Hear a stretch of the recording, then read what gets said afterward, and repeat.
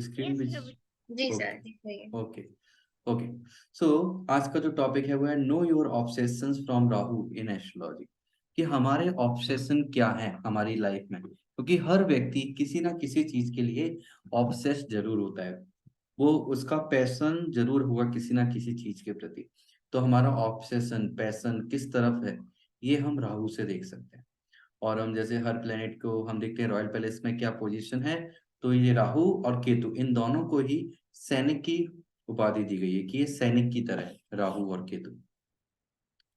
ये हम राहु के बारे में जानते हैं। तो राहु, जो एक्चुअल में राहु थे वो क्या थे? स्क्रिप्चुरल स्टोरी जैसे हम सबको पता है, आई थिंक सभी को पता है स्क्रिप्चुरल स्टोरी क्या है राहु केतु की।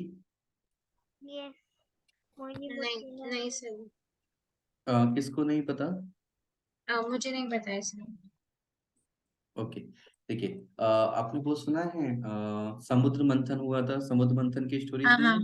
हाँ हाँ। हाँ, तो समुद्र मंथन के समय राक्षस और अमृत राक्षस और देवता दोनों क्या निकालना चाहते थे? अमृत निकालना चाहते थे हम्म। मंथन करके। तो जब अमृत आया तो राक्षस लेकर भाग गए थे। और जब राक्षस लेके अमृत भागे तो आ, उनमें लड़ाई होने लगी, मैं पहले पीऊंगा, मैं पहले पीऊंगा। तो उनको, देवताओं को सबको डर लगने लगा, अरे इस तरह तो अमृत नीचे गिर जाएगा और हमें तो मिल नहीं पाएगा। और राक्षसों ने पी लिया तो ये तो पूरी पृथ्वी को बर्बाद कर देंगे। तो इसलिए फिर विष्णु जी ने मोहिनी अवतार लिया और मोहिनी अवतार लेकर उनको मोहित किया, सारे राक्षसों को। और उन्होंने कहा कि मैं बारी बारी से दोनों लोगों को पिलाऊंगे, देवताओं को भी राक्षसों को भी। पर उन्होंने अपनी माया के द्वारा राक्षसों को नहीं पिलाया और सारा अमृत किसको पिलाते गए?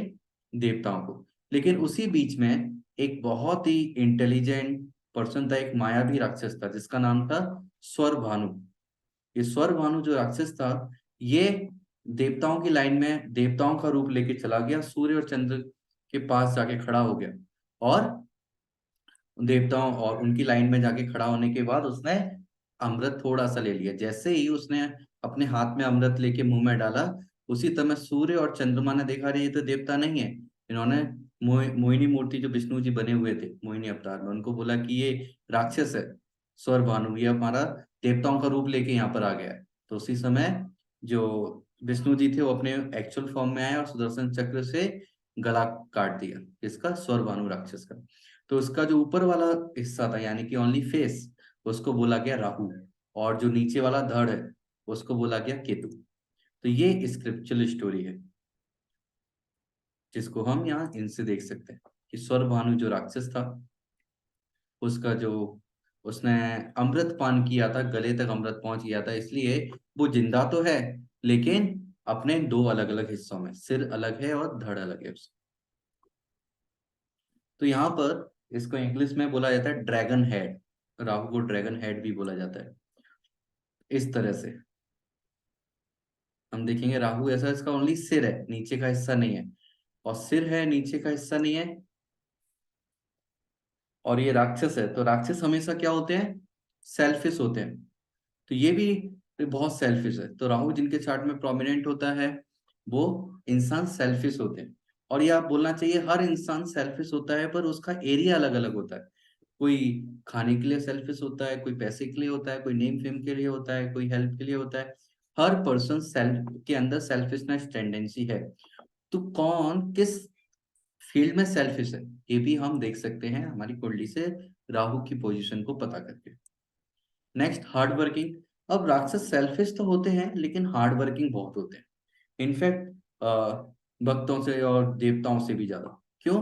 क्योंकि उनकी जो इच्छाएं होती हैं वो तीव्र इच्छा होती है और उसको पूरा करने के लिए किसी भी हद तक जा सकते हैं। इसके लिए बहुत ज्यादा मेहनत करते हैं। और डिप्लोमेट भी होते हैं राक्षस।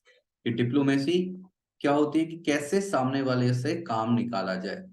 तो डिप्लोमेसी इनको बहुत अच्छे से आती है क्योंकि ये इनको अपनी इच्छाएं पूरी करनी है, एंजॉय करना है। तो एंजॉय के लिए क्या करते हैं? कैसे भी सामने वाले से काम निकालना है, साम दाम दंड भेद, कैसे भी काम निकाला जाए, प्यार से बोल के, कड़वा बोल के, मार के, पीट के, डरा के, धमका के, कैसे भी। तो डिप्लोमेट होते हैं बहुत अच्छे। एंड एक्सट्रीमली पैशनेट, कि इनका पैशन नॉर्मल नहीं होता, एक्सट्रीम पैशन होता है। जब तक या तो मर नहीं जाए या फिर अपनी इच्छा पूरी नहीं कर लें तब तक ये रुकते नहीं है। और पैशन किसके लिए होता है? दो चीजों के लिए, जो भी डिजायर है उनकी, उस डिजायर को फुलफिल करने के लिए, and for the sense enjoyment. And greediness, लालची भी होते हैं, लालच, और लालच इतना कि उसको पूरा करने के लिए गलत रास्ता भी अपना सकते हैं, इसमें उन्हें कोई भी हर्ज नहीं होता है। एंड स्पेशली राहु, इसको बोला जाता है लिमिटलेसनेस। लिमिटलेसनेस क्यों बोला जाता है? क्योंकि राहु है, इसका केवल मुंह है, धड़ नहीं है, तो ये भूखा रहता है हमेशा। तो सपोज आपको भूख लग रही है और बहुत सारी चीजें हैं आपके सामने खाने के लिए, पिज्जा, बर्गर, कलाकंद, संदेश, सब इतनी सारी चीजें हैं, और सब आप महाप्रसाद है, सब खाना चाहते हो, खाना चाहते हो, और खा के सब नीचे निकल रहा है, पूरा अंतरिक्ष में निकलता जा रहा है, पेट भर नहीं रहा। तो भूख है, लेकिन कभी भी सेटिस्फेक्शन नहीं होता, क्योंकि पेट भरने के लिए पेट ही नहीं है, पूरा सब कुछ गले में से नीचे निकलता जाता है। तो इसलिए बोलते हैं लिमिटलेसनेस, कि ऐसा पैशन है, ऐसा ऑब्सेशन है, सेल्फिश बिहेवियर है, जो कभी भी पूरा नहीं होता है। तो राहु हमारे चार्ट में जहां होगा, उस चीज से रिलेटेड कम या ज्यादा मात्रा में ये क्वालिटीज हमारे अंदर डेफिनेटली होंगी होंगी। इसको इंग्लिश में बोला जाता है नॉर्थ नोड ऑफ मून। अब इसको नॉर्थ नोड मून क्यों बोलते हैं और केतु को साउथ नोड ऑफ मून क्यों बोलते हैं, इसको हम एक अच्छे से वीडियो से इसको समझते हैं। मैं अपनी स्क्रीन शेयर करता हूँ, 1 minute.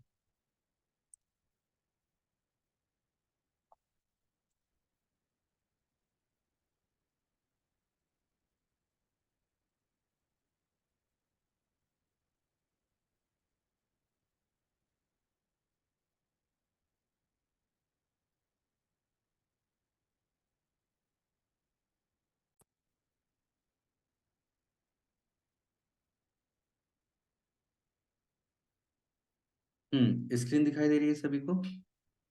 Yes, Prabhu. Okay, video play किया। तो यहाँ से सूर्य है बीच में, चारों तरफ पृथ्वी घूम रही है। तो हम इसको जरा टॉप व्यू से देखते हैं, तो एक ये प्लेन दिख रहा है, तो इक्लिप्टिक पाथ है, जिसको दीर्घवृत्त बोलते हैं। इसमें ये वलयाकार पाथ में पृथ्वी सूर्य के चारों तरफ हम परिक्रमा कर रही है। ये ब्लू कलर से जो दिख रहा है, इसको हमने बोला पोप्लेन, जिस प्लेन में पृथ्वी घूम रही है। और इसी तरह से हमने देखा पृथ्वी के चारों तरफ कौन घूमता है, चंद्रमा घूम रहा है। ये इसको येलो सर्कल से दिखाया गया है, ये इसके चारों तरफ घूम रहा है, ये इसका चंद्रवृत्त है, मून ऑर्बिट। पर एक्चुअल में क्या होता है, ये जो सूर्य, चंद्रमा, सूर्य, पृथ्वी सूर्य के चारों तरफ जो चक्कर लगाती है, जो प्लेन बनता है ब्लू कलर का, और चंद्रमा पृथ्वी के चारों तरफ जो चक्कर लगा रहा है, ये जो प्लेन बन रहा है, ये दोनों ही प्लेन एक दूसरे में ऐसे जो अभी दिख रहे हैं इस तरह नहीं होते। इन दोनों में थोड़ा सा एंगल होता है, थोड़ा सा टेढ़े होते हैं, और ये एंगल जो होता है 5 डिग्री का होता है। तो चंद्रमा जब पृथ्वी के चारों तरफ चक्कर लगाता है, ये प्लेन इस तरह से है, और पृथ्वी सूर्य की तरफ चक्कर लगाती है, ये ब्लू कलर से दिखाया गया है। तो हम देख सकते हैं चंद्रमा क्या हो रहा है यहाँ पर, ये ब्लू कलर के प्लेन के ऊपर आता है, आधा चक्कर कंप्लीट करता है, फिर नीचे चला जाता है, फिर ऊपर आता है, आधा चक्कर कंप्लीट करता है, फिर नीचे चला जाता है। इस तरह चंद्रमा का मोशन हो रहा है। तो यहाँ पर ये जो 2 ग्रीन डॉट्स दिखाई दे रहे हैं, ये 2 ग्रीन डॉट्स वो हैं, वो पॉइंट जहां पर चंद्रमा का जो प्लेन है और जो अर्थ का प्लेन है, सूर्य के चारों तरफ चक्कर लगाने वाला, ये दोनों प्लेन आपस में कट करते हैं। या फिर बोले चंद्रमा निकलते समय जब घूमते हुए गया, तो घूमते हुए जब ऊपर से नीचे की तरफ जाता है, और नीचे की तरफ जाते हुए जिस पॉइंट को कट करता है, ये अर्थ और सूर्य का जो प्लेन है, उस पॉइंट को बोला गया केतु। वहां पर केतु है, और दोबारा देखते हैं, वहां पर केतु है, और जब नीचे से ऊपर आते हुए जो ग्रीन कलर का डॉट दिख रहा है, यहाँ पर ये राहु है, इस पॉइंट को राहु बोला जाता है। और इस तरह से सूर्य के चारों तरफ पृथ्वी भी घूम रही है, चंद्रमा भी घूम रहा है। और हम देख सकते हैं राहु और केतु, ये दोनों जो ग्रीन डॉट्स हैं, दोनों ही 180 डिग्री पर अलग अलग है। और एक और मजे की बात है कि ये जो प्लेन है जिसमें चंद्रमा घूमता है, ये प्लेन भी अपनी डायरेक्शन में घूमता है, पर ये हमेशा उल्टी डायरेक्शन में घूमता है। और एक चक्कर लगाने में इसको टोटल 18 वर्ष लगते हैं, 18 ईयर्स लगते हैं। तो हम बोलते हैं राहु और केतु जो पूरा एंगल है 360 डिग्री, यानी कि 12 राशियां कवर करता है 18 साल में। और इस तरह से हम देख सकते हैं कि ये प्लेन भी घूम रहा है, जहां पर चंद्रमा पृथ्वी का चक्कर लगा रहा है, चंद्रमा भी घूम रहा है, एंड पृथ्वी भी घूम रही है, हर चीज मूव कर रही है।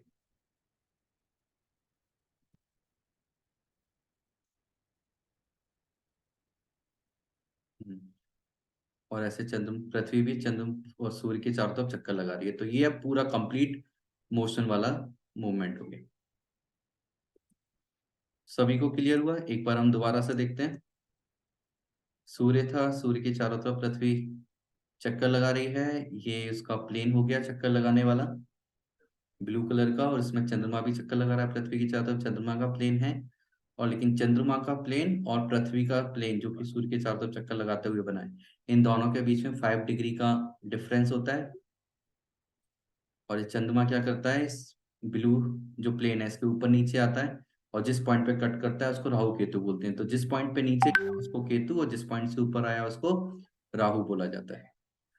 और फिर इस तरह से ये सब घूमते रहते हैं। और ये प्लेन भी, जो ये प्लेन है राहु केतु वाला, ये राहु केतु एक दूसरे 180 डिग्री पर होते हैं, और प्लेन भी घूमता है। प्लेन की स्पीड जो होती है वो क्या होती है, एक टोटल 360 डिग्री घूमने में टोटल 18 ईयर्स का समय लेते हैं। और हमारे यूनिवर्स में ये सब इस तरह से घूमते रहते हैं। प्लेन भी घूम रहा है, चंद्रमा भी घूम रहा है, पृथ्वी अपनी एक्सिस पर भी घूम रही है, एंड सूर्य के चारों तरफ भी घूम रही है। ओके, तो क्लियर हुआ आपको? प्रभु जी, ऐसी राइड तो कोई बना ही नहीं सकता है जो इन्होंने बनाई है। बिल्कुल माता जी। सर जैसे प्रभु अभी जी हाँ, यस आ, माता जी। आपने ऐसा बोला था कि 18 इयर्स में ये चेंज करते हैं अपनी पोजीशन। हाँ, तो जब पोजीशन चेंज होगी तो मेजरली हमारी लाइफ में भी कोई डिफरेंस आएगा? एक मिनट, पोजीशन चेंज नहीं होती है, मैंने क्या बोला, 18 ईयर्स में ये साइकिल कंप्लीट करते हैं। जैसे अभी करेंटली आप देखोगे, कोई भी अभी पैदा होगा तो अभी राहु जो है वो 1 नंबर की राशि में है, मेष में है। तो अब 1 नंबर की राशि में फिर से कब आएगा, तो वो 18 साल का समय लगेगा तब आएगा। ये उसका पर्पस है। हाँ, तो फिर मतलब जब 18 साल का जब हो जाएगा तो हम्म। उसकी लाइफ में कुछ चेंजेस आने चाहिए ना? आएंगे या नहीं? जैसे आपने बोला था ना कि जैसे शनि ओके। 30 इयर्स समझ में गया। होता है।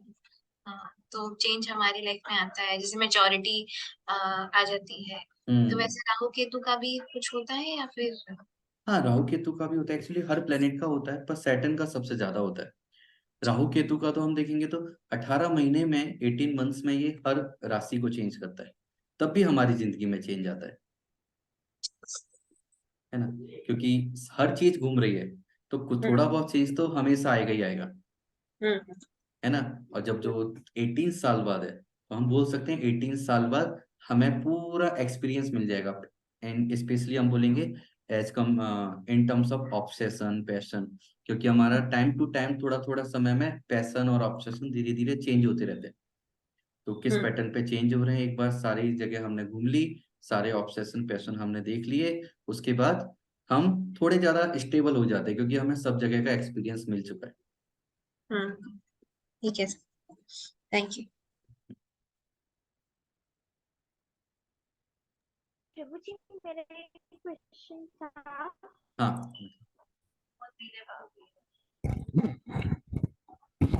कि जो ये राहु और केतु है फिर इनमें इक्वल आपकी वॉइस कट रही है। डिस्टेंस होता है ना पे और दूसरा और दूसरे साइड पे है। हाँ, दोनों हमेशा अपोजिट डायरेक्शन में रहते हैं, 180 डिग्री। आप कभी भी किसी कुंडली बनाओगे तो वहां पर नीचे लिखा रहता है ना कौन कितने एंगल पर है, तो देखोगे हमेशा दोनों का एंगल सेम होगा, और चार्ट में दोनों अपोजिट आपको दिखाई देंगे। हाँ, तो वो इसी रीजन से है ना कि वो हम्म। ऐसे स्ट्रेट लाइन में मतलब। बिल्कुल, बिल्कुल इसी रीजन से। ओके प्रभु जी।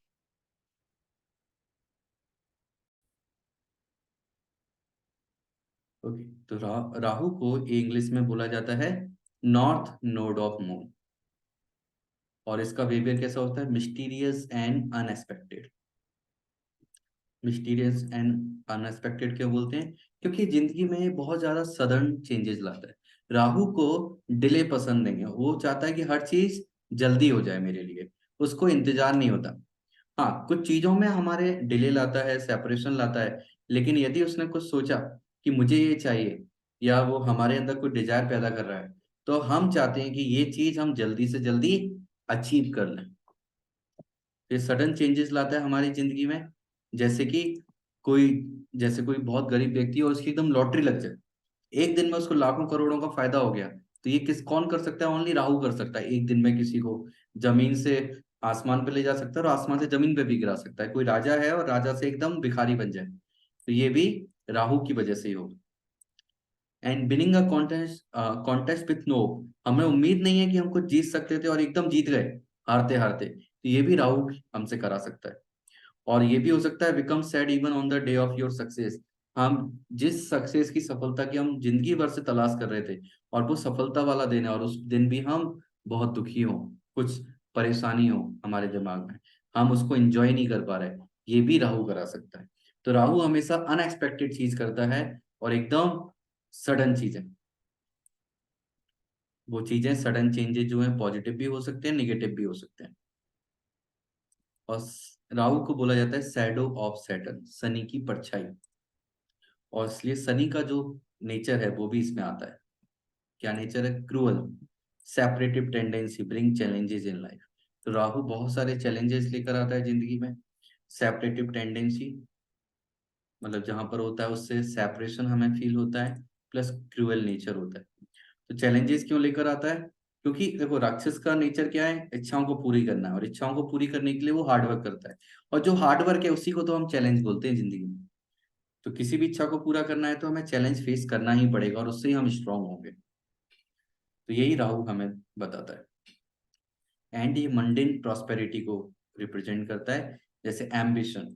तो राहु जहां पर भी होगा चार्ट में, उससे रिलेटेड हम बहुत ज्यादा एम्बिशियस होंगे, पावर चाहते होंगे, पावरफुल बनना चाहते हैं, कंट्रोल करना चाहते हैं चीजों को, लोगों को। एंड वेल्थ, राहु वेल्थ चाहता है, नेम फेम पैसा, ये सब चीजें चाहता है।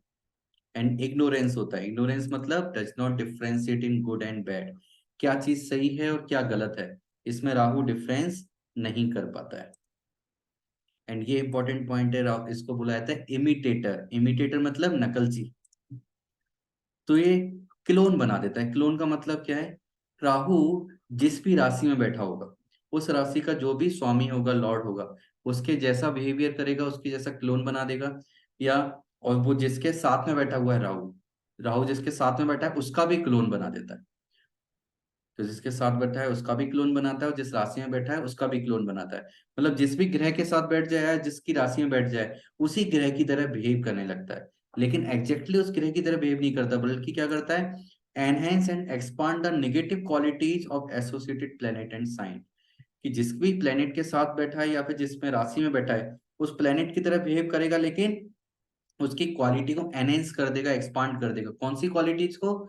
स्पेशली नेगेटिव क्वालिटीज को एक्सपांड करेगा। Next, purpose of life. तो purpose of life, field where we want to do mastery in life. तो राहु को देखकर हम ये भी पता कर सकते हैं कि हमारी लाइफ के बहुत सारे पर्पस होते हैं, तो एक पर्पस क्या है? क्योंकि राहु कहीं पर भी हमारी कुंडली में, इसका मतलब है ये पर्पस हमारी जिंदगी में आया है कि उस फील्ड से रिलेटेड हम मास्टरी करना चाहते हैं, हम परफेक्शन चाहते हैं, उस फील्ड से रिलेटेड हम चीजें सीखना चाहते हैं, लर्न करना चाहते हैं। ये हमारा गोल है इस जिंदगी में। मतलब बहुत सारे गोल हैं, उसमें से एक ही गोल है कि हम जिंदगी में चाहते क्या है, उसके प्रति हमारी भूख है, हम उसको सीखना चाहते हैं, मास्टरी करना चाहते हैं। जैसे ही मास्टरी कर लेंगे उस चीज में, तो वो चीज खत्म हो जाएगी, वो टेंडेंसी, राहु का नेगेटिव जो इम्पैक्ट है वो खत्म हो जाएगा, हमें डिटैचमेंट आ जाएगा।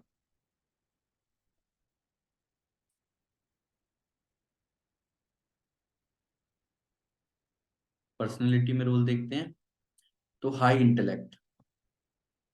तो राहु हमें बहुत ज्यादा इंटेलिजेंस देता है, इंटेलेक्ट बहुत बनाता है, क्योंकि राहु जो है बहुत तेज प्लेनेट है, हमेशा चारों तरफ घूमता रहता है, तो इसलिए always wander all over the world, don't like to stop. यदि राहु का इफेक्ट है किसी के स्पेशली मून पर या लग्न पर, तो वो व्यक्ति शांत नहीं बैठ सकता। वो उसको पूरी दुनिया में घूमना है, यानी कि फिजिकल नहीं तो मेंटल लेवल पे पूरी दुनिया में घूमना है, हर चीज सीखना है, वो शांत नहीं बैठ सकता, उसको कुछ ना कुछ करते रहना ही पड़ेगा। आप किसी का भी चार्ट उठा के देखना, यदि लग्न में राहु है या चंद्रमा के साथ राहु है, तो उस इंसान को खाली बैठना जनरली पसंद नहीं होगा। यदि खाली बैठा भी है तो दिमाग चारों तरफ घूमता रहेगा उसका। मैनिपुलेशन। प्रभु जी, हाँ। अगर लग्न में राहु है लेकिन पूर्ण अस्त है और भी सारे प्लैनेट्स बैठे हैं अंदर। जैसे मेरे इसमें ना 5 प्लैनेट्स एक साथ बैठे हैं, सन हम्म भी है उसमें। हम्म तो उसमें ना जो दूसरे प्लैनेट्स है, राहु जो है वो पूर्ण अस्त है। हम्म और तो उसमें देखना पड़ेगा अ, आपको, ये कैलकुलेशन करनी पड़ेगी फिर कि ना कौन कितना ताकतवर है। एक रफ कैलकुलेशन मतलब कौन। मेरा गुरु ज्यादा अच्छा है, क्योंकि गुरु अस्त भी नहीं है, पूर्ण हम्म अस्त भी नहीं है। हम्म। और तो इसलिए आप क्या एक मिनट कीजिए, उसमें प्रभु जी। मेडिटेट कीजिए, खाली समय में बैठिए कि आप कनेक्ट करके देखिए उन प्लेनेट से, अपने विचारों को उन प्लेनेट से कनेक्ट कीजिए कि कौन ज्यादा ताकतवर है और कैसा कैसा मुझे इम्पैक्ट मिल रहा है। सेल्फ एनालिसिस कीजिए, इससे आपको अच्छा लगेगा। हाँ, वो मुझे बहुत अच्छा भी लगता है, हाँ। सेल्फ इंट्रोस्पेक्शन और हम्म एनालिसिस। जैसे कोई लेक्चर सुनना है, कोई क्लास सुननी है, हम्म तो उसके बारे में चिंतन मनन बहुत अच्छा लगता है। और हम्म मैं इसी कारण से वो लिखती भी थी मैं पहले। हम्म शायद ये भी स्किल उसी की वजह से है, शायद, है ना। हाँ, तो ऐसे ही हमने अलग अलग प्लैनेट्स के बारे में पढ़ा है। तो अब देखिए राहु के पास कौन सा प्लैनेट है, तो उसके प्लैनेट का वो क्लोन बनाएगा, उसकी कैपेबिलिटी आपको देगा। तो सोचिए कौन डिग्री मतलब में। पास, मतलब आप ये बता रहे हैं कि डिग्री, डिग्री हाँ से। डिग्री से आप देखिए। जैसे राहु 15 डिग्री है, बुध जो है वो 7 डिग्री है, हम्म, और शुक्र 19 डिग्री है, गुरु 1 डिग्री है, सूर्य 16 डिग्री है, और शनि जो है वो 23 डिग्री है। हाँ तो ऐसे ही आप। और ये सब सिंह लग्न में बैठे हैं। हाँ तो आप देखिए कि ना आसपास जो भी प्लेनेट है उनकी कितनी कितनी क्वालिटीज आपके अंदर आई है ना। प्रभु जी, मुझे शनि की दिखती है। नहीं, आपको और दिखेंगी सबकी। गुरु की भी वो दिखती है। इफेक्ट सबका होगा, पर किसी का कम होगा, हाँ। किसी का थोड़ा ज्यादा होगा। और फिर हम आगे बढ़ेंगे, दशा अंतरदशा के अकॉर्डिंग भी इफेक्ट कम ज्यादा होते रहते हैं, ओके प्रभु जी। है ना। तो तो भी ये तो जैसे गुरु की ये चल रही है मेरी दशा, हम्म गुरु की हम्म चल रही है अभी।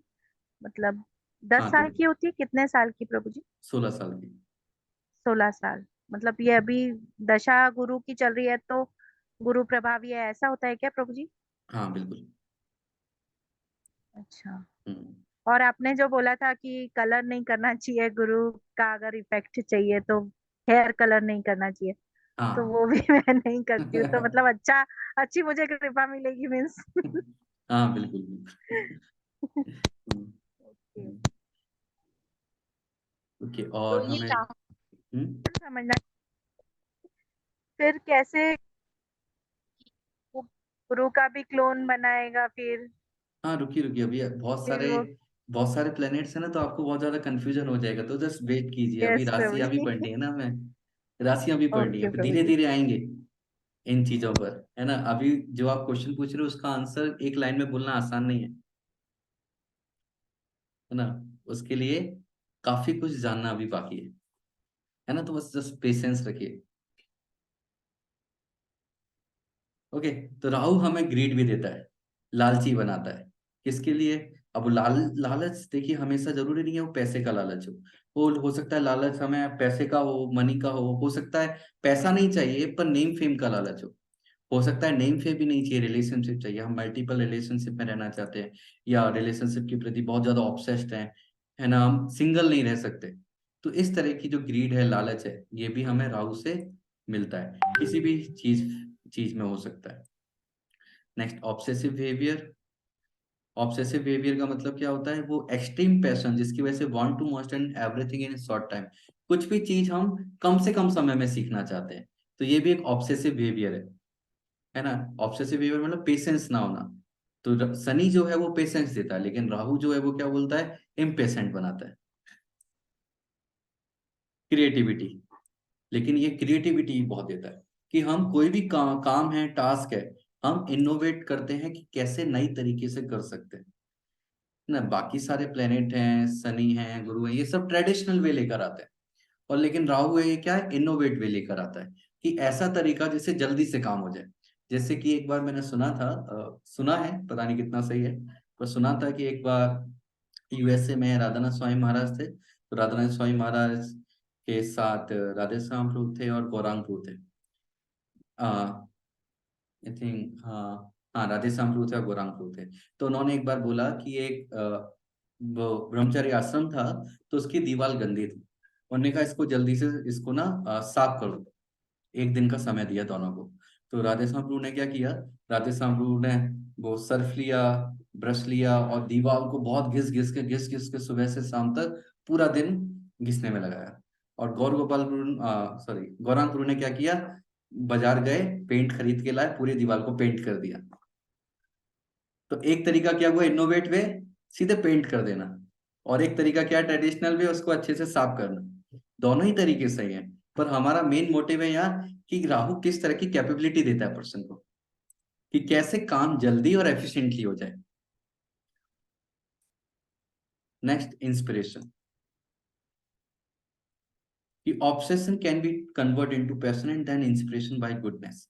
तो ऑब्सेशन जो है किसी के प्रति, जो हम बिल्कुल बहुत ज्यादा डिजायर है, डीप डिजायर, एक्सट्रीम डिजायर जो हम चाहते हैं, उससे हमारा पैशन जनरेट होता है कि उसके लिए हम वर्क करते हैं, पैशनेट रहते हैं। जैसा पैसा हो गया, नेम फेम हो गया, काफी हार्ड वर्क करते हैं।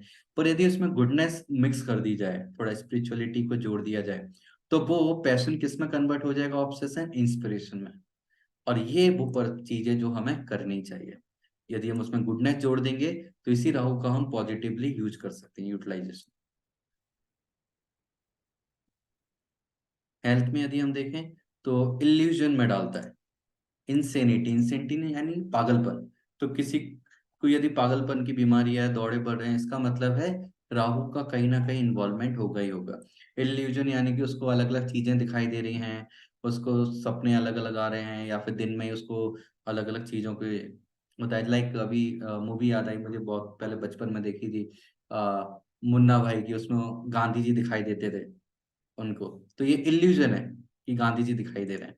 तो इस तरह का इल्यूजन भी राहु की वजह से होता है। हेलुसिनेशन, जितना भी नशा होता है, ये सब राहु की वजह से होता है। मिस्टीरियस डिजीजेज, ऐसी डिजीजेज जो हम पकड़ नहीं पाते, डॉक्टर्स पकड़ नहीं पाते, और जो डिवाइसेस हैं, जितनी मशीनें हैं, जांचों में कोई बीमारी पकड़ में नहीं आती, लेकिन बीमारी है, प्रॉब्लम है। तो ये मिस्टीरियस टाइप की जो डिजीजें हैं, ये भी राहु हमें देते हैं।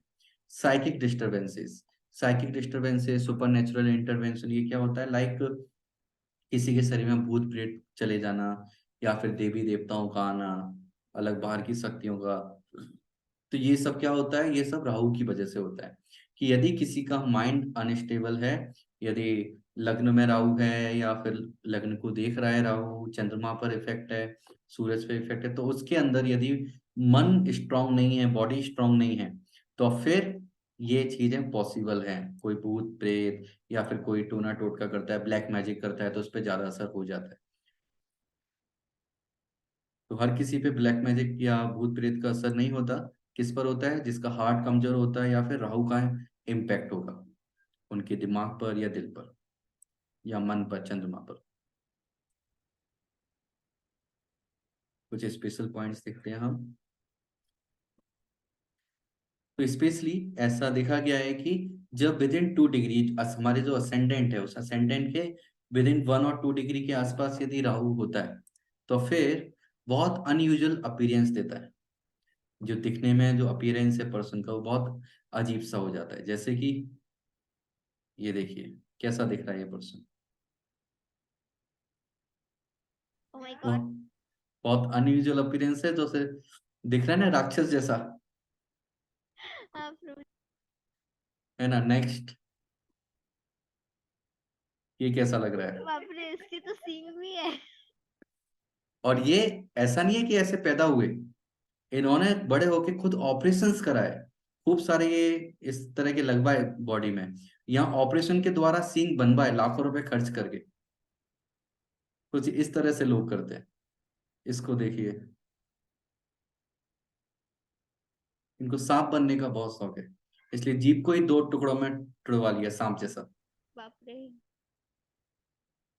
तो इस तरह का अपीयरेंस, यदि राहु का बहुत ज्यादा इम्पैक्ट है, तो वो क्या है, समाज से अलग काम करते हैं। राहु अनऑर्थोडॉक्स है, बोलता है मुझे समाज में रहना ही नहीं है, जैसा लोग कर रहे हैं वैसा करना ही नहीं है, मुझे अलग करना है। क्यों अलग करना है, जिससे लोग मुझे देखें, मेरी तारीफ करें।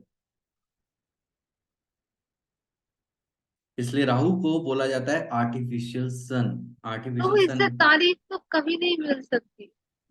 क्या तारीफ इससे तारीफ तो कभी नहीं मिलेगी, उनको लगता है कि लोग तारीफ करेंगे। मिलती है ना उनकी कम्युनिटी में, जैसे ये 3 लोग हैं, ये एक ही कम्युनिटी में है, तो कैसे तारीफ करेंगे, अरे वाह तेरे तो बहुत अच्छे से सींग है।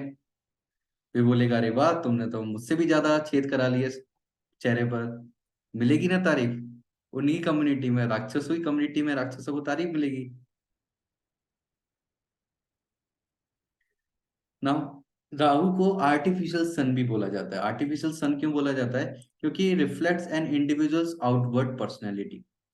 कि सन जो है वो क्या करता है, हमारी सोल है ना। सोल से एनर्जी रेडिएट होती है, हमें कॉन्फिडेंस और चीजें मिलती हैं। हमारा पूरा जीवन सोल की एनर्जी से चलता है। लेकिन आर्टिफिशियल सन क्यों बोलते हैं? क्योंकि हमारी बॉडी से, यानी कि सामने वाला हमें कैसे देख रहा है, हम कैसे एक्ट करते हैं, हम बिहेव कैसे करते हैं, इन सारी चीजों से सामने वाला एक जज करता है। हमारा एक, बोलते हैं ना, हर किसी का टैग लाइन टैग बना देता है किसी के माथे पे क्या है।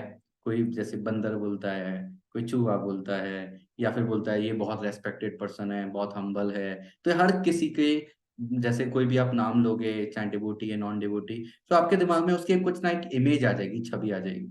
और वो इमेज और छवि बनाने का काम कौन करता है? वो राहु करता है। तो इसलिए इसको आर्टिफिशियल सन बोला गया है, कि लोग हमें कैसे देखते हैं, ये चीज आ, राहु हमें हमें ये एनर्जी देता है, ये क्वालिटी देता है। Unorthodox nature. अनऑर्थोडॉक्स मतलब, ऑर्थोडॉक्स मतलब क्या होता है? जो नॉर्मल, जो चला आ रहा है, रूढ़िवादी परंपरा, वो। अनऑर्थोडॉक्स मतलब जो किसी ने नहीं किया। Don't want to follow social rules and regulations. Rules regulation follow ही नहीं करने हैं, क्योंकि राहु तो बोलता है मैं तो पैदा ही इसलिए हुआ हूँ रूल्स रेगुलेशन तोड़ने के लिए, है ना। और इसलिए बोलते हैं को रूलर ऑफ एक्वेरियस। एक्वेरियस यानी कि 11 नंबर की जो राशि है, वो उसका एक को रूलर होता है, और उसका भी ये काम होता है कि रूल्स रेगुलेशन मुझे फॉलो नहीं करने, मुझे अपनी दुनिया में रहना। Gives a new vision to see the world. पर इसी का एक फायदा भी अनऑर्थोडॉक्स नेचर का, कि दुनिया जिस तरीके से एक दूसरे को देखते हैं, इंसान एक दूसरे को जैसे देखता है, समझता है, उससे हटकर एक नया विजन देते हैं। और ये विजन किसका होता है? साइंटिस्ट का, है ना। और इसी विजन के साथ वो इन्वेंशंस कर पाते हैं। सपोज यदि हमें गर्मी लग रही होती है और कोई सोचता नहीं कि अरे कुछ ठंडा भी हम पी सकते हैं, तो फ्रिज का इन्वेंशन नहीं होता, एयर कंडीशनर का इन्वेंशन नहीं होता। तो किसी ने सोचा कि हाँ हम इस चीज को चेंज कर सकते हैं, कुछ अलग कर सकते हैं। तो ये विजन, ये इंटेलिजेंस कहाँ से मिला? राहु से मिला। तो जितने भी इन्वेंशन हुए हैं, जितने भी साइंटिस्ट हैं, उन सब की लाइफ में राहु का बहुत इंपॉर्टेंट रोल है। राहु के रोल के बिना कोई भी पर्सन इन्वेंशन नहीं कर सकता, इट्स इम्पॉसिबल।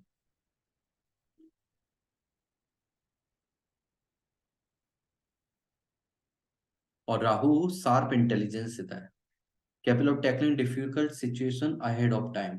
कि प्रॉब्लम आने से पहले ही उसको फील हो जाता है, राहु का यदि इम्पैक्ट है किसी की लाइफ में, और वो उसके लिए पहले से ही तैयार रहता है किसी भी सिचुएशन को फेस करने के लिए। और यदि इनफैक्ट कोई सिचुएशन आ गई तो उसमें क्या बोलना है, कैसे एक्ट करना है, ये भी राहु जिसके में पावरफुल होता है, ऐसे पर्सन को ज्यादा प्रॉब्लम नहीं आती सिचुएशन को टैकल करने में। Next, more of intuitive in nature rather than calculative. अब बहुत तेज है राहु, बहुत फास्ट है, इंटेलिजेंस बहुत फास्ट देता है। तो यदि वो कैलकुलेशन करता, तो कैलकुलेशन करने में बहुत टाइम लगता है, तो इसलिए वो कैलकुलेटिव पर्सन नहीं है, इंट्यूटिव है। एकदम अंदर से आवाज आएगी, अरे ये काम करना चाहिए, आइसक्रीम खानी है, अच्छा ये खानी चाहिए, ये फ्लेवर खाना चाहिए, अच्छा स्विट्जरलैंड जाना चाहिए, ठीक है, डिग्गी में बैठ के चले जाओ, पैसा नहीं है तो किसी को लूट के चले जाओ, कैसे भी चले जाओ। इंट्यूटिव होता है, कैलकुलेटिव नहीं होता है। अंदर से एकदम आवाज आती है और इंसान उसमें बह जाता है। और ये किस किस के लिए रिस्पॉन्सिबल है? इंफॉर्मेशन टेक्नोलॉजी, जितनी भी कोडिंग और ये कंप्यूटर की दुनिया चल रही है, world wide web, internet, electricity, computers, ये सारी चीजें पॉसिबल हो पाई only because of the Rahu. ये राहु नहीं होता तो हम लोग भी ऐसे बैठ के आपस में डिस्कस नहीं कर पाते, चीजें सीख नहीं पाते। ना यूट्यूब होता, ना लैपटॉप होता, ना एनी, कोई मोबाइल, कुछ नहीं होता। हम कहाँ होते? बढ़िया खेत में होते, झोपड़ी में सो रहे होते, लालटेन की लाइट में पढ़ते, और दिन में खेती करते, रात को सो जाते, बढ़िया भजन करते, एकदम वर्णाश्रम वाला चीज फॉलो होती है। वर्णाश्रम फॉलो क्यों नहीं हो रहा? Only because of Rahu. पर राहु की वजह से ही हम आपस में कनेक्ट भी है। नहीं तो हमें ये भी नहीं पता होता कि इस दुनिया में इस पृथ्वी भी है, और पृथ्वी पर कितने देश हैं, कितनी कंट्री हैं, कौन किस कंट्री का प्रेसिडेंट राष्ट्रपति कौन है, कुछ नहीं पता होता, no information.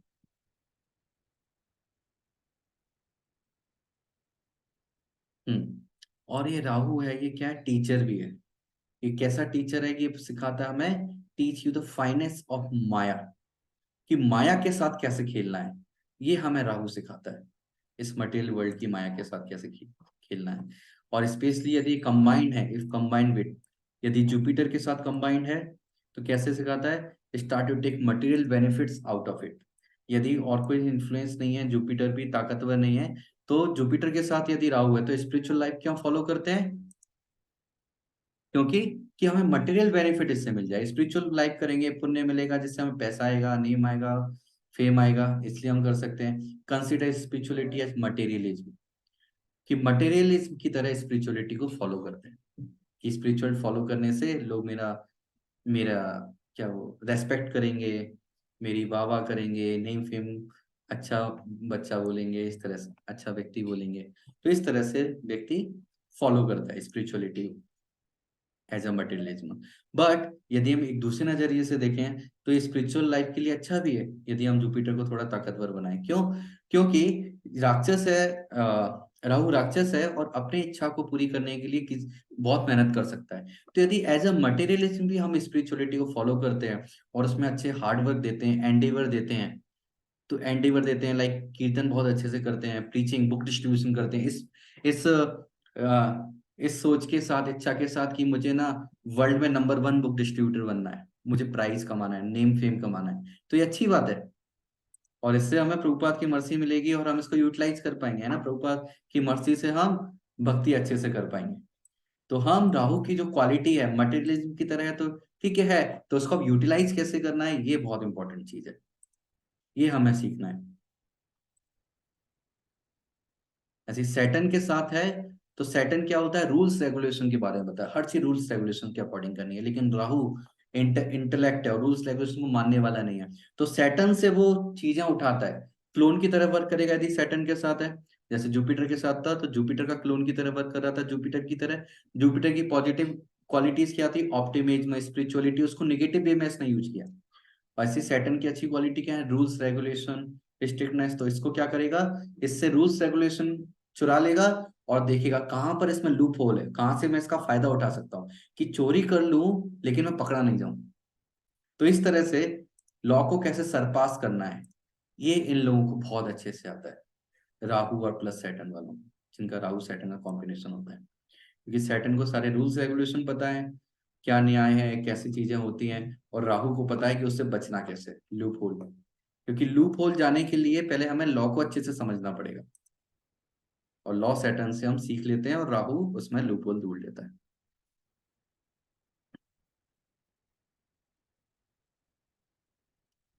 Next, spiritual darkness.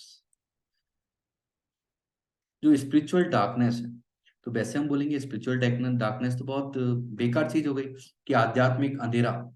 तो आध्यात्मिकता का जो अंधेरा है, लेकिन हम बोलते हैं कि जो ब्राइटनेस है, जो मॉर्निंग होती है, सूर्य की पहली किरण है, वो सबसे अंधेरे के बाद आती है ना, डार्क नाइट के बाद ही आती है। तो स्पिरिचुअल डार्कनेस का मतलब क्या है, एकदम मटेरियलिस्टिक पर्सन हो जाना, लेकिन मटेरियलिज्म टू स्पिरिचुअल जर्नी इसको बोलना चाहिए। कि इंसान पहले पूरी तरह से मटेरियल लाइफ में खो जाता है, इच्छाएं पूरी करना चाहता है, खूब हार्डवर्क करता है। अब हार्डवर्क करेगा, इच्छाएं पूरी करेगा, करने की कोशिश करेगा, तो दो चीजें होंगी, या तो वो सक्सेस होगा या फिर फेल हो जाएगा।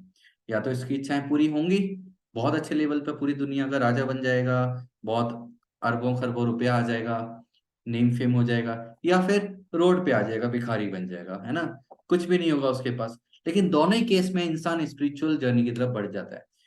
यदि बहुत फेमस हो गया, सक्सेसफुल हो गया, इसका मतलब अब वो सोचेगा अरे सब कुछ तो इतना मेहनत की, अब क्या, इतना मेहनत की मैंने, सब कुछ पा लिया, अब क्या है जिंदगी में आगे।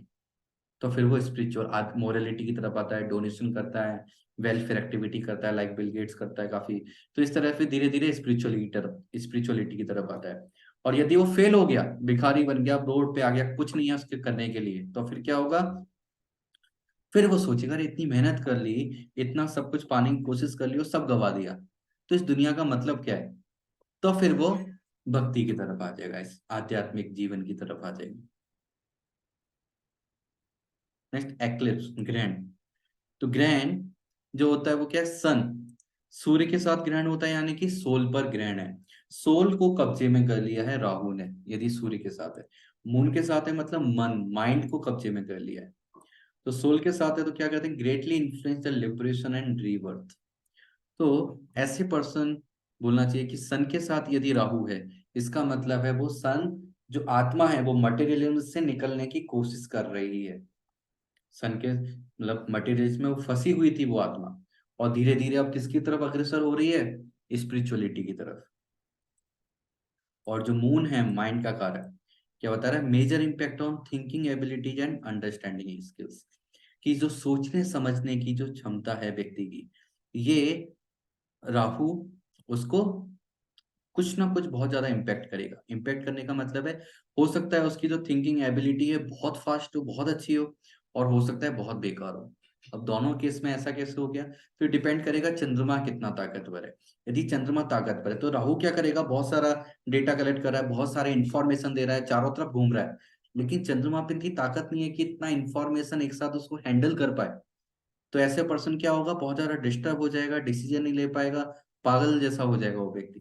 लेकिन चंद्रमा ताकतवर है तो राहु अपना काम करेगा, पूरी दुनिया में घूमेगा, इतना सारा इंफॉर्मेशन लाएगा, इतने सारे थॉट्स लाएगा, और इन सबको यदि मन स्ट्रांग है तो फिर इस डेटा को, इस इंफॉर्मेशन को कलेक्ट करके यूटिलाइज कर सकता है पर्सन। प्रभु जी मेरा है सूर्य और राहु ये 11वीं राशि में। ओके, इसलिए आप स्पिरिचुअल लाइफ में हो, ना मटेरियल टू स्पिरिचुअल जर्नी। और प्रभु जी जैसे वो कैरेक्टरिस्टिक है ना राहु का, एक तो out of box thinking, hmm. Plus दूसरा जो क्या बताया था आपने कि जो नए नए आइडियाज आते हैं, इनोवेटिव हाँ। आइडियाज, और हम्म। वो एक जगह बैठ नहीं सकते, वो हाँ। सब है मेरे अंदर इसके कारण। तो आप कनेक्ट कर पा रहे हो ना सारे पॉइंट से। हाँ प्रभु जी। बिल्कुल। बस ऐसे ही अपनी लाइफ में कनेक्ट करते रहिए, आपको बहुत कुछ अपने बारे में जानने को मिलेगा। नेक्स्ट, राहु को बोलते हैं great source of strength and success if properly understood and managed. तो ये बहुत अच्छा सोर्स है हमारी स्ट्रेंथ का, ताकत का, और हमारी सक्सेस का, लेकिन कब, यदि हमने इसको बहुत अच्छे से समझा है और अच्छे से मैनेज किया तभी। नहीं तो ये राहु ही हमें बर्बाद भी कर सकता है। बोलते हैं ना, हर पावर के लिए, पावर को यूज करने के लिए हमें भी ताकतवर बनना पड़ेगा। ताकत मतलब मेंटली बहुत ज्यादा स्टेबल बनना पड़ेगा, मेंटली और स्पेशली सोल लेवल पर। तो यदि हम खुद से ताकतवर बनते हैं, स्ट्रेंथ रखते हैं, ताकतवर बनते हैं, तो इसकी जो पावर है उसको स्ट्रेंथ में कन्वर्ट कर सकते हैं और सक्सेस में कन्वर्ट कर सकते हैं। और ये कैसे हम कंट्रोल कर सकते हैं, can be control by goodness and spirituality. क्योंकि राहु कौन है, वो स्वर्गवानु राक्षस है जिसने अमृत पिया था, और अमृत पिया था तो अमृत का वो टेस्ट उसको मालूम है। और जब हम स्पिरिचुअलिटी फॉलो करते हैं, आध्यात्मिक जीवन, तो आध्यात्मिक जीवन भी क्या है, वो अमृत के समान है। तो वो जब अमृत क्या है, वो ऐसी चीज है जो कि किसी व्यक्ति को सेटिस्फेक्शन देती है ना, उसको संतुष्टि प्रदान करती है। तो जब हम स्पिरिचुअलिटी फॉलो करते हैं, गुडनेस वाली लाइफ फॉलो करते हैं, तो ये अमृत पान के समान है। और राहु बोलता है चलो मुझे अमृत मिल रहा है, चलो शांत बैठ जाओ, वो संतुष्ट हो जाता है। एक ही यही तरीका है उसको सेटिस्फाई करने का, संतुष्ट करने का, कि स्पिरिचुअलिटी फॉलो करें। जिस लेवल तक हम स्पिरिचुअलिटी फॉलो करेंगे उस लेवल तक राहु कंट्रोल में रहता है, क्योंकि इसको वो याद आ जाते हैं पुराने दिन, समुद्र मंथन के बाद जो अमृत पिया था। तो यदि हम फैमिली में प्रभु बात, जी एक क्वेश्चन था कि हाँ। जो आपने बताया था ना ग्रहण लग जाता है, तो अगर सूर्य और चंद्र दोनों राहु के साथ में है तो फिर हम्म, क्या प्रभु जी? फिर क्या आप सोचिए। दोनों को ग्रहण लग गया। नहीं नहीं, दोनों को ग्रहण नहीं लगा। ग्रहण के बारे में अभी लास्ट में बताता हूँ, कब सूर्य ग्रहण ओके होता है, कब चंद्र ग्रहण होता है, उसके बारे में ओके। बताता हूँ। Yes okay. प्रभु। तो फैमिली है, फैमिली में हाँ, ये ग्रैंड फादर जो हमारे दादाजी होते हैं उनको रिप्रेजेंट करते हैं राहु।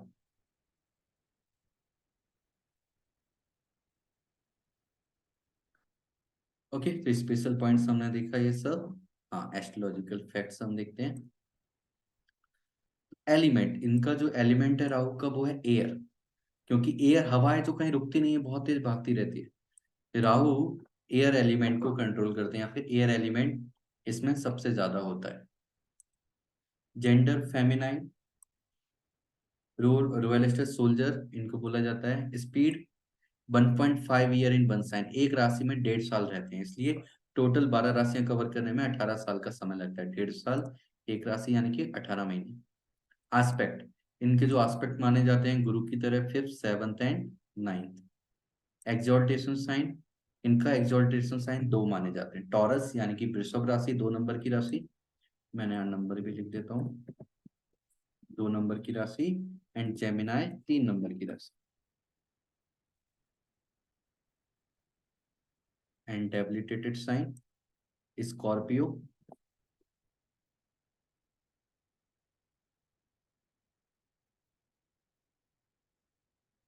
8 और 9 नंबर में ये डेबिलिटेट माने जाते हैं। एक्सॉल्टेड क्यों माने जाते हैं टॉरस में? क्योंकि यहाँ सबसे अच्छा वर्क कर सकते हैं, यानी कि लोगों से कैसे काम निकलवाना है, कैसे मटेरियल लाइफ में बहुत अच्छा जाना है, इसलिए एक्सॉल्टेड माने जाते हैं। डेबिलिटेड क्यों माने जाते हैं यहाँ पर? क्योंकि हम मटेरियल लाइफ में उतना अच्छा परफॉर्म नहीं कर सकते, बट यदि स्कॉर्पियो सेजिटेरियस में है तो यहाँ स्पिरिचुअल लाइफ में अच्छा कर सकते हैं। को रूलर ये बोले जाते हैं एक्वेरियस 11 नंबर की राशि। और कहीं कहीं आपको मिलेगा कि ये वर्गो के भी को रूलर बोले जाते हैं, क्योंकि इन वर्गो जो राशि हम आगे पढ़ेंगे इंटेलिजेंस को रिप्रेजेंट करती है, इंटेलेक्ट बहुत ज्यादा होता है। एंड नेचर जो है कैसा है? क्रूअल, मेलेफिक नेचर है। इन पॉइंट्स को आप नोट कर सकते हैं। प्रभु हरे कृष्ण। तो ये हाँ इनडिसिशन, ये राहु अगर वीक है तो ये आता है। हाँ, राहु वीक है तो इनडिसीजन की प्रॉब्लम हो सकती है। राहु और मरकरी दोनों वीक है।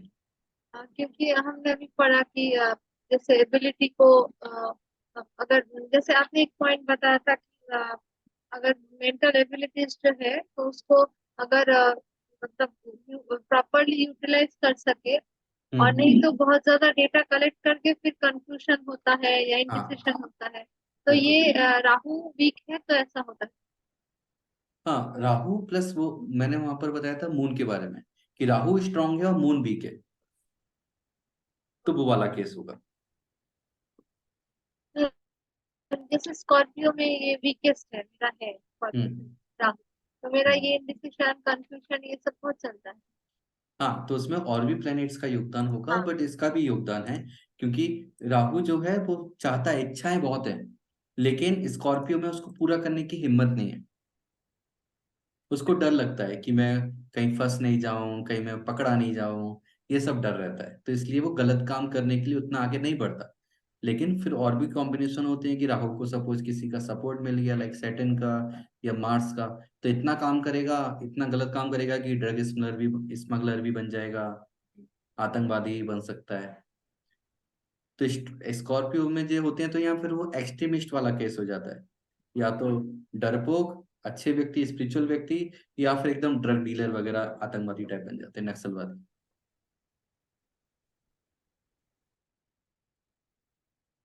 ये नोट हो गया। Then okay, then prediction technique, ये आपका सब कंप्लीट हो ही गया। Like Rahu plus Mars, Mars में कवर किया था, Rahu plus sun, Rahu plus moon, ये सब किया था। ये सारे लेक्चर हो चुके हैं। ओनली राहु प्लस केतु, ये कॉम्बिनेशन और ये इम्पॉसिबल है। राहु प्लस केतु कभी साथ में हो ही नहीं सकते, क्योंकि दोनों ही 180 डिग्री पर रहते हैं हमेशा दूर, तो इसलिए ये कभी किसी के चार्ट में साथ में हो ही नहीं सकते, इट्स इम्पॉसिबल।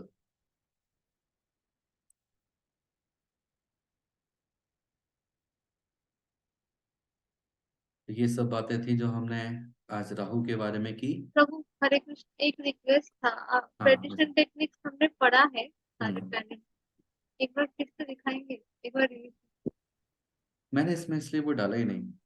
ओह अच्छा अच्छा। एक मिनट में आपको दिखा देता हूँ।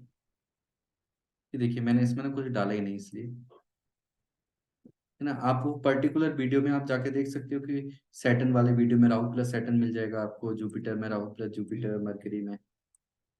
प्रभु जी, ये राहु प्लस मार्स में 5 टैब्स है ना, वो क्या है? क्या राहु प्लस, वो वही वाला कॉपी है जो मार्स पे हमने पढ़ा था, वो पढ़ा होगा ना, अच्छा। एलोन मस्क वाला। हाँ हाँ हाँ हाँ। हाँ वही एलोन मस्क वाला चार्ट है उसमें। ओके। सही, आपने को रूलर जो बताया था, को रूलर, तो उसका मतलब क्या सेंस है, समझ नहीं आया मुझे। को रूलर मतलब जैसे को वर्ड हम कहाँ यूज करते हैं, को प्रेसिडेंट। मीन्स अगर एक है तो उसका बाप है, ऐसा। क्या वॉइस क्लियर नहीं है आपकी? एक बेटा है तो वो को बाप हो गया, मतलब ऐसे। मैं समझा नहीं, एक बार और दोबारा, पता नहीं वॉइस कट रही है। को रूलर मीन्स एक बेटा है और एक बाप है, ऐसा। नहीं नहीं, को जैसे को प्रेसिडेंट यदि हम बात करते हैं कहीं टेम्पल में या किसी कोई कंपनी है उसमें को प्रेसिडेंट है, को प्रेसिडेंट का मतलब होता है कंबाइंड ग्रुप से दो लोग, दो तीन चार ऐसे होते हैं, है ना। तो को रूलर का मतलब है कि वन ऑफ द रूलर, कि ऐसी राशियां हैं जैसे एक्यूरियस जो है 11 नंबर की राशि जो हमने बात की को रूलर में। तो एक्यूरियस का जो स्वामी है, हमने सन की सैटर्न की क्लास में, शनि क्लास में भी देखा था कि एक्यूरियस का जो स्वामी है लॉर्ड है वो शनि है। पर शनि के साथ साथ राहु भी उसको कंट्रोल करते हैं, राहु को भी उसका लॉर्ड माना गया है। तो ये पर्पस है को रूलर का, कि मतलब एक्यूरियस साइन में शनि की क्वालिटी भी है, साथ साथ राहु की क्वालिटी भी है। और जबकि 10 नंबर की राशि जो है, जो कि प्योरली शनि की है, उसमें केवल शनि की क्वालिटी है, राहु की या किसी दूसरे प्लेनेट की कोई क्वालिटी नहीं है। Okay okay. ओके, तो जब हम राशियां पढ़ेंगे तो हम देखेंगे एक्यूरियस राशि जो होती है वो बोला, यदि किसी का एक्यूरियस असेंडेंट है या चंद्रमा एक्यूरियस में है, तो इस तरह के लोगों में ना, या एक्यूरियस में बहुत ज्यादा प्लेनेट है, तो ऐसे लोग है ना थोड़ा रिवेलियस नेचर के होते हैं। राहु रिवेलियस नेचर का है। रिवेलियस नेचर मतलब क्या, कि किसी की सुनना नहीं है, अपनी अपनी चलाना है, rebellious nature. Plus scientific mentality होती है ऐसे लोगों की। सोशल सर्कल अच्छा लगता है, घूमना फिरना पार्टी करना, पार्टी बस वाले लोग होते हैं। ओके। ठीक, तो इसलिए ये कोरूलर वर्ड यूज किया। ओके। प्रभु जी, एक और क्वेश्चन था कि है ना, हम्म, जैसे इनको कोई घर दिया नहीं गया है ना, राहु और केतु को, तो राशि। क्योंकि ये हम्म, असुर है, हाँ क्योंकि हम्म, ये असुर है तो इसलिए इनको नहीं दिया गया है। अकेले नहीं दिया गया, साथ में दिया गया। अच्छा, साथ में कोरूलर में, कैसे प्रभु जी? कोरूलर पता कोरुलर है। के रूप में, ओके ओके। हाँ, जिस 11 नंबर के यहाँ शनि के साथ राहु है। हाँ अकेले नहीं दिया गया कोई भी।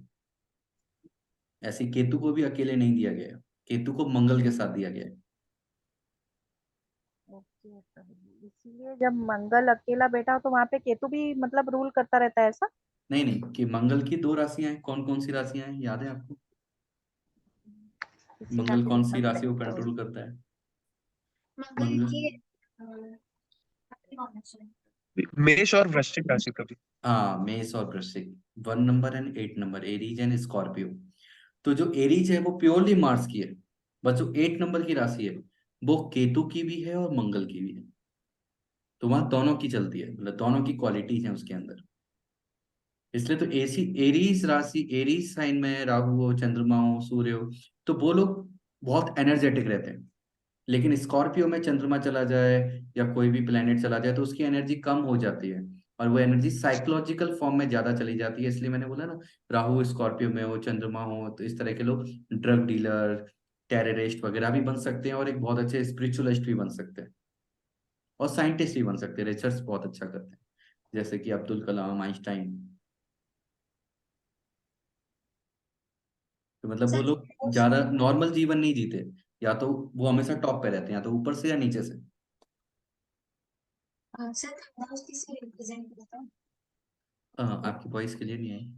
और थर्ड हाउस किसे रिप्रेजेंट करता है? थर्ड हाउस को बैठा तो थर्ड हाउस, थर्ड हाउस हाँ। आपकी कम्युनिकेशन को, हार्ड वर्क को, और सिबलिंग्स को, specially younger sibling, younger brother sister, इसको रिप्रेजेंट करता है थर्ड।